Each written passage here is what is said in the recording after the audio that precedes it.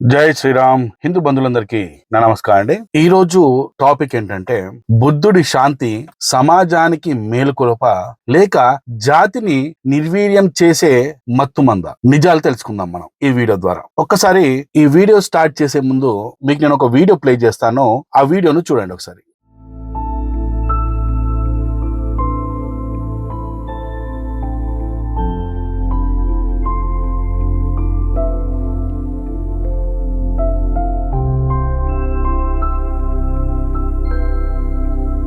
Video చూశారు కదా. ఈ వీడియో చూడగానే నాకు చాలా నవ్వొచ్చింది. ఇదేనా బుద్ధిజం అని బుద్ధిజం మీద అసహ్యం కలిగింది. భారతీయులను సంకనాకిచ్చింది ఈ బుద్ధిజమే కదా అని బాధ కూడా కలిగింది. ఈ వీడియోలో మీరు చూస్తున్న ఆ దృశ్యాన్ని చూసి అందరూ బుద్ధుడి గొప్పతనం అని, బుద్ధుడు అంటేనే అహింస అని కీర్తిస్తారనమాట. మీ భావోద్వేగాలను పక్కన పెట్టి వాస్తవిక దృక్పథంతో చూడండి. అక్కడ ఆ వీడియోలో ఉన్నది 6-7 అడుగుల ఆజానుభావుడు, కండలు తిరిగిన దేహం. నిజానికి అతని చేతిలో కత్తి పడితే 100 మందిని ఎదుర్కోగల సత్తా ఉన్న యోధుడు.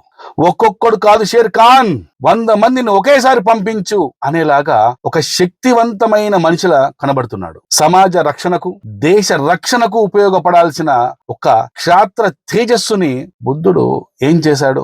నమస్కారం పెట్టించి, చేతిలో చిప్ప పెట్టించి ఒక యుద్ధ వీరుడిని బిచ్చగాడిలాగా మార్చడం విజయం ఎలా అవుతుంది? ఒక సింహానికి గోళ్లు పీకేసి సాధు జంతువులా మార్చడం ఆ జంతువుకు మేలు చేసినట్ట, లేక దాని అస్తిత్వాన్ని చంపేసినట్ల? ఈరోజు మనం మాట్లాడుకోవాల్సిన సరైన పాయింట్ ఇదే. పోరాట యోధుడే పాలకుడు. ధర్మం అంటే బాధ్యత, పారిపోవడం కాదు. సమాజంలో దుర్మార్గులు, అక్రమార్కులు ఎప్పుడూ ఉంటారు. వారిని అణిచివేయడానికి చేతిలో ఆయుధం, గుండెలో ధైర్యం ఉన్న పోలీసులు, సైనికులు సమాజానికి కావాలి. బుద్ధుడు కోరికలే దుఃఖానికి మూలం అని చెప్పి ఆ వీరుని చేతిలో భిక్షమెత్తుకునే చిప్ప పెట్టకుండా ఒక సైన్యాధిపతిగానో రాజ్య రక్షుడిగానో మార్చి ఉంటే అది బుద్ధుడి గొప్పతనమయ్యేది. అహింస పేరుతో అతని వీరత్వాన్ని నిర్వీర్యం చేయడం అజ్ఞానం అవుతుంది. రేపు వాళ్ళ గ్రామం మీదకి శత్రు దాడి చేయడానికి వస్తే మెడలో పూసల దండ వేసుకొని, చేతిలో చిప్ప పెట్టుకొని ఆ గ్రామాన్ని, ఆ గ్రామ ప్రజలను కాపాడగలడా? శాంతి శాంతి అని జపిస్తే శత్రువు వెనక్కి వెళ్తాడా? పోరాట యోధుడిని పోరాటం చేసేవాడిగా ఉంచడమే నిజమైన ధర్మం. కృష్ణుడిని చూడండి. అర్జునుడు బాణం వదిలేసి యుద్ధం చేయను, సన్యాసం తీసుకుంటా అంటే, చేత కాని వాడిలా మాట్లాడకు, ఆయుధం పట్టుకో, యుద్ధం చెయ్యి, అది నీ క్షత్రియ ధర్మం అని చెప్పి అర్జునుడి చేత యుద్ధం చేయించాడు శ్రీకృష్ణుడు. అది కదా అసలైన నాయకత్వం అంటే.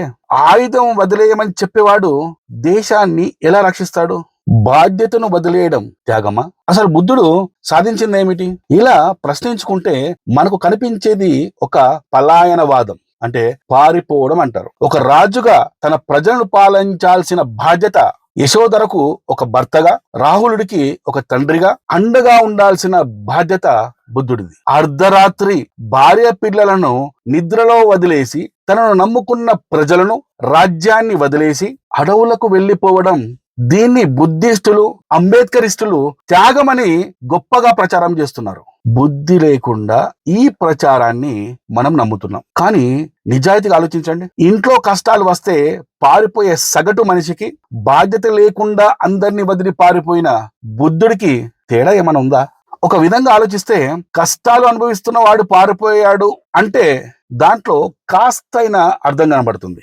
అయినా కూడా వాడు చేసిన తప్పే. కానీ రాజుగా సర్వసుఖాలు అనుభవిస్తున్నవాడు పారిపోవడం, దాన్ని గొప్పగా ప్రచారం చేయడం మూర్ఖత్వం కాదా? రాముడు రాజ్యాన్ని వదిలిన ధనస్సును వదలలేదు. భార్యను రక్షించుకోవడానికి యుద్ధం చేశాడు. కానీ బుద్ధుడు సమస్యల నుండి పారిపోయి, దుఃఖానికి కారణం కోరికలు లేదా ఆశలే అని చెప్పడానికి దశాబ్దాల కాలం పట్టింది ఆయనకు. ఉన్న సమస్యను ఎదుర్కోవడం పౌరుషం అవుతుంది, కానీ అన్ని వదిలేసి చిప్ప పట్టుకోవడం విజ్ఞానం ఎలా అవుతుంది? బౌద్ధం వల్ల భారతదేశం బలహీనపడిందా? చరిత్ర పుటాలు తిరిగేయండి. అఖండ భారతాన్ని పాలించిన మౌర్య సామ్రాజ్యం ఎప్పుడు పతనమైంది? ఎప్పుడైతే అశోకుడు కత్తి వదిలేసి బౌద్ధాన్ని స్వీకరించాడో అప్పుడే పతనం మొదలైంది. రాజు శాంతిని కోరుకుంటే శత్రువులు దాడి చేస్తాడు. ఇదే జరిగింది. మన దేశం మీదకి గ్రీకులు, హోనులు, ఆ తర్వాత ఇస్లామిక్ దండయాత్రలు జరిగినప్పుడు మన దగ్గర ఎదుర్కోవడానికి బలమైన క్షాత్ర ధర్మం లోపించింది. నలంద విశ్వవిద్యాలయం తగలబడుతుంటే అక్కడ వేల మంది బౌద్ధ సన్యాసులు ఉన్నారు, కానీ ఒక్కరు కూడా ఆయుధం పట్టి అడ్డుకోలేకపోయారు. ఎందుకు? దానికి కారణం వారి మతం నేర్పిన అహింసావాదం. ఫలితం మన జ్ఞాన సంపద బూడిదైపోయింది. మిత్రులారా, ఒక్క నిమిషం ఊహించుకోండి. పుల్వామాలో మన 40 మంది జవాన్ల శరీరాలు ముక్కలేబడి ఉన్నాయి. దేశం మొత్తం రగిలిపోతుంది. ఆ సమయంలో మన ప్రధాని మోడీ గారు మైక్ ముందుకు వచ్చి, మనం బుద్ధుడి వారసులం, శాంతిని పాటిద్దాం, పాకిస్తాన్ క్షమిద్దాం, యుద్ధం వద్దు అని అంటే ఎలా ఉంటుంది చెప్పండి? పాకిస్తాన్ ఉగ్రవాదులు మనల్ని చూసి నవ్వుకునేవారు. ప్రపంచం మనల్ని చేతగాని దేశమని ముద్ర వేసేది. ఆ రోజు మోడీ గారు బుద్ధం శరణమనలేదు, కృష్ణుడిలా యుద్ధం శరణమన్నాడు. శత్రువు మన గొంతు మీద కత్తి పెట్టినప్పుడు మన చేతిలో ఉండాల్సింది జపమాల కాదు, ఆయుధం. అప్పుడు వల్లించాల్సింది శాంతి వచనాలు కాదు, శత్రువు గుండెల్లో నిద్రపోయే యుద్ధ నినాదాలు. ఎందుకంటే ధర్మాన్ని రక్షించడానికి చేతులు కట్టుకోవడం కాదు, కత్తి పట్టడమే న్యాయమని మన భగవద్గీత ఘోషిస్తుంది. సాక్షాత్తు శ్రీకృష్ణ పరమాత్ముడే అర్జునుడికి చెప్పిన ఈ శ్లోకమే మనకు మార్గదర్శకం. భగవద్గీత 2వ అధ్యాయం 30వ శ్లోకం. హతో వా ప్రాప్స్యసి స్వర్గం జిత్వా వా భోక్ష్యసే మహీం తస్మాదుత్తిష్ఠ కౌంతేయ యుద్ధాయ కృత నిశ్చయః. యుద్ధంలో మరణిస్తే వీరస్వర్గం పొందుతావు, గెలిస్తే రాజ్యాన్ని ఏలుతావు. కాబట్టి ఓ అర్జున, లే, యుద్ధానికి సిద్ధం కా అని కృష్ణుడు అర్జునుడికి హితోపదేశం చేశాడు, తన ధర్మాన్ని గుర్తు చేశాడు. ఇదే సిచ్యువేషన్ కృష్ణుడి ప్లేస్ లో బుద్ధుడుంటే ఏం చెప్తుండే? ఓ అర్జున, ఆయుధాలు వదిలి ఈ కాషాయాన్ని కట్టుకొని, నేనిచ్చిన ఈ చిప్ప పట్టుకొని ఇంటింటికి వెళ్లి బిచ్చమెత్తుకొని తిని సన్యాసుల ఆశ్రమాలలో తొంగో అని చెప్పేవాడు. శత్రువులు వచ్చి నీ దేశాన్ని, నీ ఇంటిని, నీ కుటుంబాన్ని, నీ ఇంటి ఆడవాళ్లను సంకనాకిచ్చి వెళ్తారు. నువ్వు మాత్రం బుద్ధం శరణం గచ్చామి అని అడుక్కోవడం మాత్రం మానకే అని బుద్ధుడు చెప్తాడు. చేతిలో ఆయుధం లేని ధర్మం పక్కవాడికి బానిసగా మారుతుంది. ఇదే చరిత్ర చెప్పిన నగ్న సత్యం. అంబేద్కరిస్టులకు హెచ్చరిక. మీకు కావాల్సింది పవరా లేక బెగ్గింగా, భిక్షాటన చేయడమా? అంబేద్కర్ దళితులకు ఏం చెప్పారో గుర్తు చేసుకోండి. Political power is the master key. రాజ్యాధికారమే అసలైన తాళం చెవి అని చెప్పాడు. బి ఎ రూలర్, పాలకుడి అవ్వు అని చెప్పాడు. మరి బౌద్ధం ఏం చెప్పింది?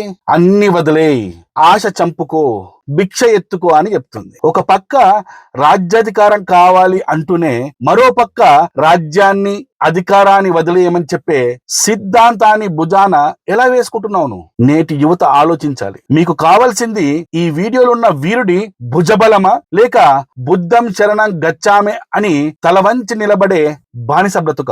ఈ రోజు సమాజంలో మనం బ్రతకాలంటే కావాల్సింది ఆర్థిక బలం, రాజకీయ బలం, శారీరక బలం. ఈ మూడింటిని వదిలేయమని చెప్పే సిద్ధాంతం మిమ్మల్ని పాలకులను చేస్తుందా లేక ఎప్పటికీ అడుక్కునే వారిగా మిగిల్చేస్తుందా? చివరిగా ఒక మాట, శాంతి ఎప్పుడు గొప్పదంటే నీ చేతిలో ఆయుధం ఉండి నువ్వు దాన్ని వాడకుండా ఉంటే అది శాంతి. చేత కానప్పుడు వచ్చేది శాంతి కాదు, పిరికితనం. నేను చూపించిన వీడియోలో బుద్ధుడు అక్కడ కనబడుతున్న వీరుడి చేతిలో ఆయుధం లాగేసి అతన్ని పిరికి వాడించేశాడు, చేతగాని వాడించేశాడు. మనకు కావాల్సింది పిరికితనం నేర్పే పాఠాలు కాదు, పోరాటం నేర్పే సిద్ధాంతం, చరిత్ర. సనాతన ధర్మంలో కృష్ణుడు, రాముడు పోరాటాన్ని నేర్పిస్తే బుద్ధిజం పిరికితనాన్ని బోధిస్తుంది. అంబేద్కరిస్టులారా, బాగా ఆలోచించి నువ్వు ఏ వైపు ఉండాలో ఆలోచించుకో. జై శ్రీరామ్.